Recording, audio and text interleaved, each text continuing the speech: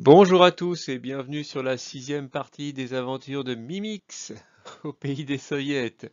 Et donc, comme vous pouvez le voir, on m'a proposé d'aller faire un tour en vélo dans Minsk. Donc, je dis super, eh ben, je vais en profiter pour vous filmer un peu Minsk sur pas mal de kilomètres, puisque en vélo, on peut couvrir beaucoup plus de distance qu'à pied. Donc voilà, on est parti pour un gros tour de vélo dans Minsk.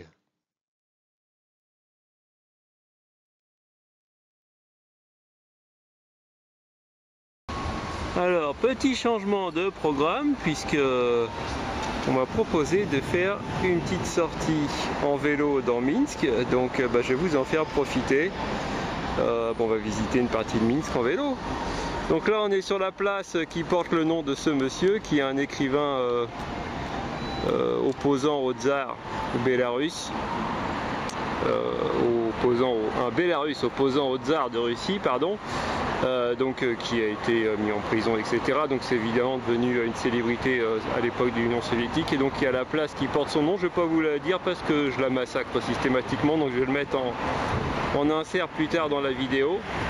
Donc ici, là-bas, on a le comité olympique bélarus, on a des restaurants, on a ici un autre grand magasin avec la petite tour carrée, donc c'est Tsum, il s'appelle Tsum, c'est comme ça, voilà. Donc c'est un autre grand magasin un peu comme le Boom que vous aviez vu. Donc là on est à une entrée du métro. Si je tourne encore, on a... Voilà, donc ça c'est la salle de spectacle pour la musique classique. Donc c'est là que joue le Philharmonique de Minsk et c'est également là, c'est également un théâtre. Voilà, et donc on va partir sur la droite et on va remonter Minsk. Alors évidemment, je suis accompagné, je suis pas tout seul. Donc je suis avec Sacha, mais il est timide, il ne veut pas être filmé, on va quand même essayer de le faire parler. Sacha, tu możesz говорить bonjour la France. Bonjour la France. Da, maladiette Sacha. Allez, on y va.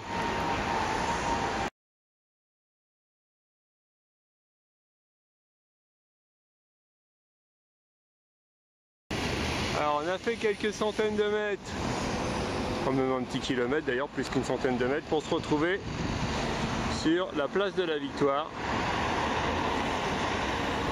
donc qui symbolise la victoire de l'Union soviétique sur le nazisme. Donc c'est évidemment un lieu important de la ville pour les Bélarus. Il y a une flamme du soldat inconnu. Alors je reviendrai ici puisque là, pour les joueurs de World of Tanks, on est sur la carte Minsk, la future carte Minsk World of Tanks. Et alors, peut-être que même l'endroit vous dit quelque chose parce qu'actuellement notre garage il a changé. Et vous voyez, si je filme les arches ici, vous les voyez actuellement depuis votre garage puisque le garage de World of Tanks il est là 200 mètres plus loin là, en bas en contrebas au bord de la rivière. Et donc on voit cet obélisque qui fête la victoire des Bélarus sur le nazisme. Et si je me tourne ici, donc le pont aussi évidemment on le voit. Et là, il y a autre chose qu'on voit depuis notre garage, c'est voilà cette immense antenne. Voilà, alors j'aurai l'occasion de revenir ici parce que le parc je le ferai à pied et j'irai filmer tout ça et je vous ferai découvrir aussi la nouvelle carte. On va continuer.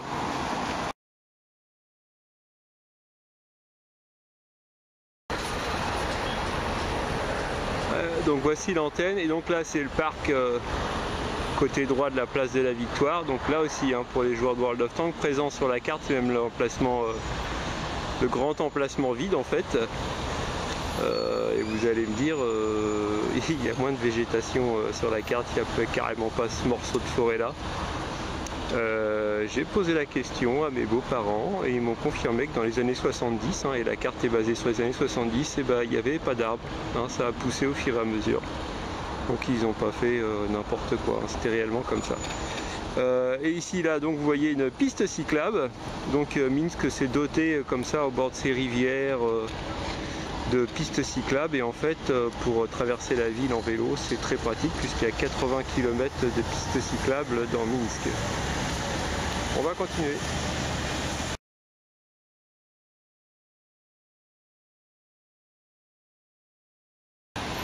Alors on a traversé le pont, on est toujours sur la carte Minsk pour les joueurs de World of Tanks.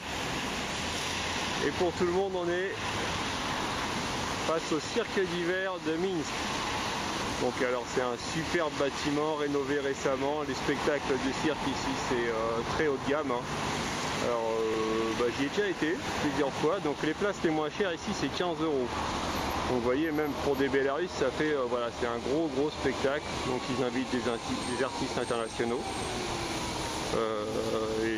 J'ai même vu moi des cascadeurs français voilà, qui se produisaient ici il y a 3 ans, je crois, 3 ou 4 ans.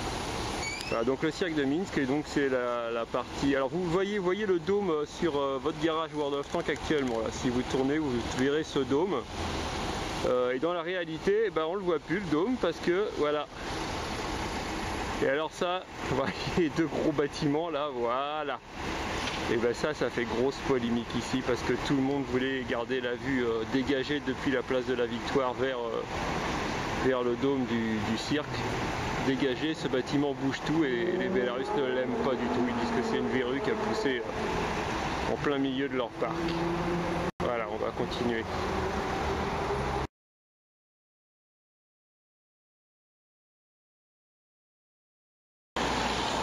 Alors on est au début du quartier Macherova. Mais là, ce que je voulais vous faire voir, c'est alors. et oui, les goûts et les couleurs, ça se discute pas. Et oui, vous ne rêvez pas.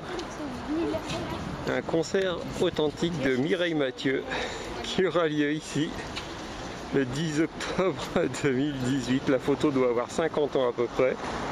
Mais ouais, c'est bien Mireille Mathieu. Donc voilà, Mireille Mathieu en cyrillique, ça s'écrit comme ça. Ah, magnifique, extraordinaire. Je savais même pas qu'à chanter encore. Voilà, on va continuer à descendre sur ma...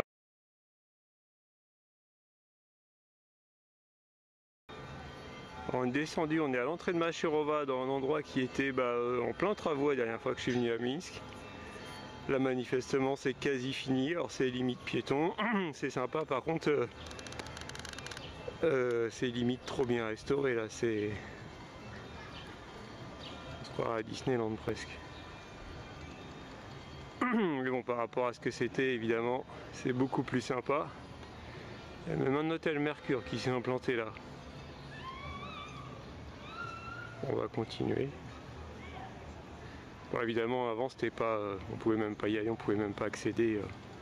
C'était carrément en ruine. Donc là, évidemment, c'est beaucoup mieux, c'est beaucoup plus sympa quand même.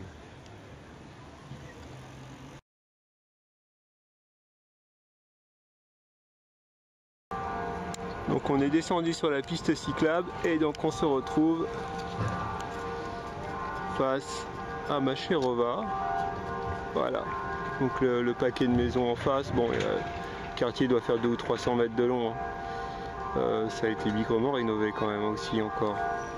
Et cet endroit-là, c'est ce qui restait de Minsk après le passage des Allemands. Voilà. Alors, ils ont transformé ça en zone piétonne, il y a des petits restaurants, ça a l'air sympa.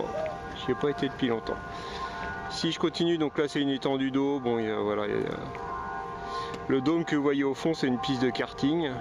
Sur le côté il y a plein de magasins, on va aller voir, c'est une grande place.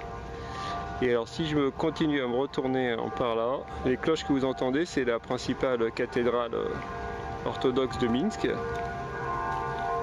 Je me retourne doucement, voilà, hop, et alors vous allez voir, c'est ce que je vous avais dit dans la vidéo précédente, vous voyez, voilà.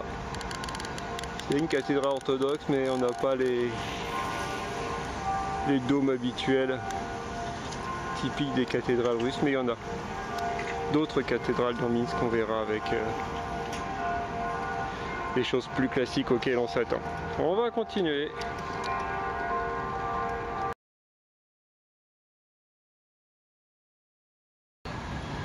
Alors le symbole SSR et puis en bas Pobieda. Pobieda ça veut dire victoire. Donc on est dans un parc, toujours au bord de la piste cyclable. Voilà. Et en fait, il y a un piou-piou qui est en train de me chanter une sérénade, c'est sympa.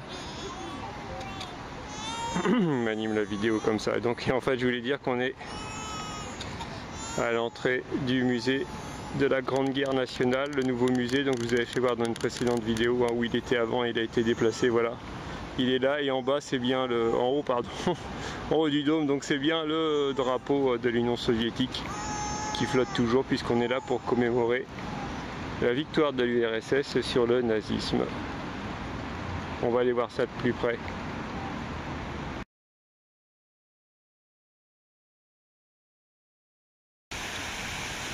Alors désolé pour le contre-jour, je me bats un petit peu avec le soleil depuis le début là. Donc on est avec une femme qui salue son mari qui part à la guerre, avec un petit geste symbolique, puisqu'il s'agit d'un petit geste religieux avec une croix. On le voit pas, hein. Il faut bien imaginer qu'en 1941, à l'époque de l'URSS, ce genre de choses est évidemment totalement interdit. Donc on va aller voir plus sur le devant. Voilà, bon, ils ont fait ça bien, c'est super moderne. Voilà, à l'intérieur des audioguides en anglais. Voilà l'entrée du musée. C'est une visite qui se fait en spirale en fait. Donc on monte. On se croise jamais, on monte et on finit dans le dôme là qu'on peut plus voir, tout en haut où il y a toutes les commémorations avec le nombre de victimes, les villages massacrés, etc. Enfin tous les trucs pas très joyeux. On va aller sur le devant du musée.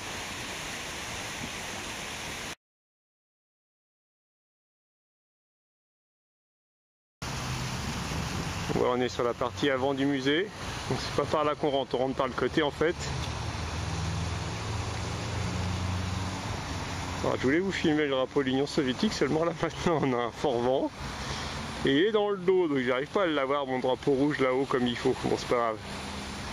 Voilà, je suis au pied de la grande flèche qui elle était là avant le musée. Le musée a 5-6 ans à peine, et donc là on a une vue sur l'entrée de Macherova avec cette statue. Et alors si je me déplace un petit peu, et alors que je zoome, je suis désolé, très très fort, voilà, là-bas tout au fond on aperçoit, voilà, une petite médaille avec écrit Minsk Gorod Geroi, donc Minsk ville héroïque. C'était attribué aux villes qui avaient été salement défoncées pendant la Deuxième Guerre mondiale et qui avaient résisté, donc c'était à l'époque de l'Union soviétique, et bon bah c'est resté. Voilà. On va continuer le long de cette avenue et on va se diriger vers le nouveau palais présidentiel.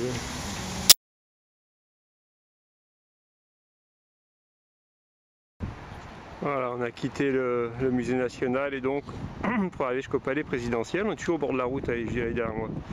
Et on traverse un parc avec, voilà. Je vais vous faire partager ça. Ça, évidemment, il y a des gens qui viennent faire des articles. Привет, Sacha. Bonjour. Et finalement, je l'ai eu. Voilà. Quand il y a des journalistes qui viennent faire des reportages ici, bah ça évidemment c'est le genre de choses qu'ils font absolument jamais voir. Enfin, moi j'ai jamais vu en tous les cas. Voilà, ouais, c'est terrible. Hein. Allez, on va continuer notre périple.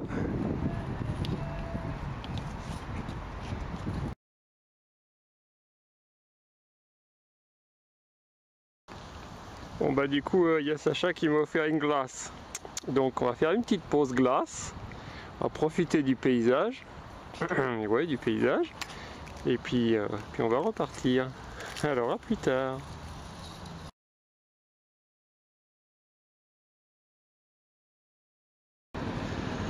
Alors après cette petite pause sympathique, nous voici face au... Alors, je vais encore faire un dézoom de la mort.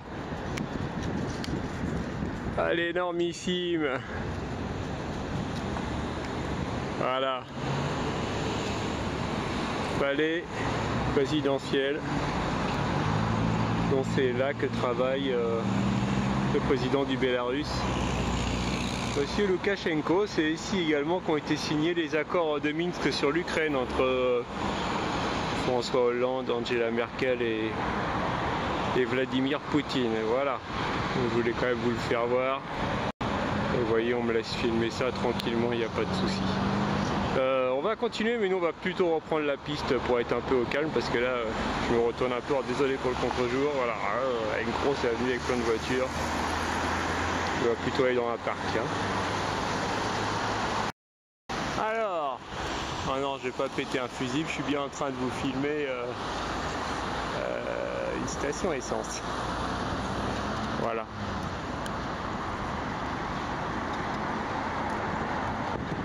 C'est aussi un endroit où on loue les vélos pour partir dans la forêt et vers la mer de Minsk. Enfin, la mer de Minsk, c'est un lac. Hein.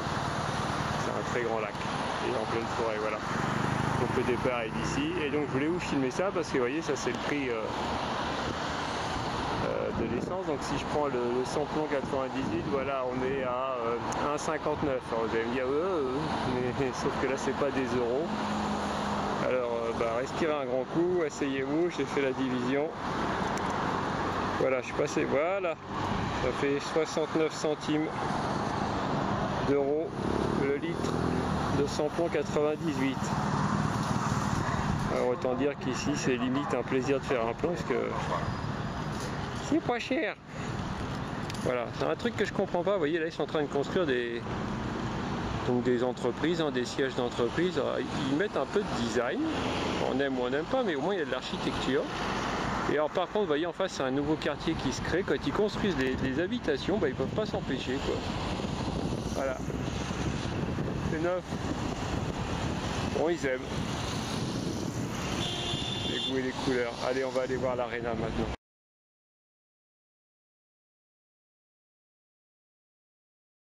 Alors, je passe en mode diaporama parce qu'on a continué très loin notre périple avant de retourner jusqu'à l'aréna de Minsk. Il y a trop de vidéos, ça va durer beaucoup trop longtemps, donc j'ai fait quelques photos, donc je fais un petit diaporama. Donc ça, c'est l'aquapark de Minsk, qui est très très très très très grand, avec les piscines à vagues, les piscines à courant, les toboggans, tout ce qui va bien. Donc c'est assez récent, ça a moins de 10 ans.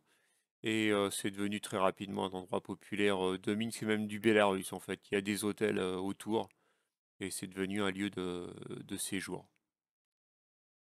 Et ensuite donc on a continué encore et donc là on est vraiment à la limite de Minsk, mais on est toujours dans Minsk et ça devient une forêt, hein. C'est un grand parc, hein, donc un lieu de sport. Il y a des pistes de skating pour le ski de fond, donc ils ont en hiver où voilà, hein, c'est facile, il y a de la neige. Et puis ils ont en été, donc c'est bitumé dessous et comme ça ils peuvent s'entraîner à roulette. On a vu plusieurs personnes qui s'entraînaient. Donc voilà, il y a des petites cascades d'aménagées de ci, de là. Les canards. Et puis il y a des jolies fleurs. Voilà. Et on va retourner sur les vidéos à l'aréna de Minsk pour en finir.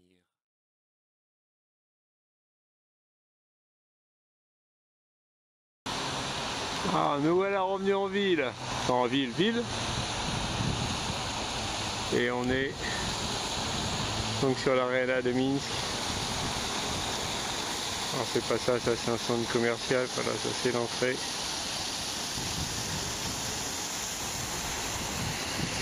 On va se tourner. Voilà, donc là, un palais et 2 crosses de hockey. On est au pays du... C'est le sport national ici, hein, et voilà donc l'énorme arène. Alors je sais pas combien ça fait de place. Alors, évidemment ils s'en servent pas quand même que pour le hockey sur glace, même si c'est là que joue le Dynamo de Minsk. Ils s'en servent aussi pour faire des concerts par exemple ou des spectacles. En ce moment c'est un spectacle sur Dracula qui se joue là. Et sur le côté donc on a un vélodrome couvert avec une belle piste en bois homologuée. Il y a eu des championnats du monde sur piste ici. Et derrière donc c'est une salle d'entraînement, donc il y a une piste de vitesse pour la glace, donc qui fait 400 mètres de long avec 2 terrains de hockey en longueur à l'intérieur de la piste. Voilà, évidemment ces bâtiments là englobent aussi les fédérations, les juristes, les docteurs, il y a tout ce qu'il faut. Non, Sacha, t'échapperas pas à la caméra. Voilà, et c'est sur cette vue donc du Minsk Arena que je veux vous laisser. Ah si, quand même, une petite note personnelle avant de vous laisser, je vous rassure, hein, Mireille Mathieu, c'est pas là qu'elle va se produire. Hein. Pour cette salle-là, c'est plutôt genre Elton John ou Sting qui se rue. Hein, non, Mireille Mathieu, faut quand même pas déconner. Soyons sérieux. Bon, allez, je vous laisse. À bientôt.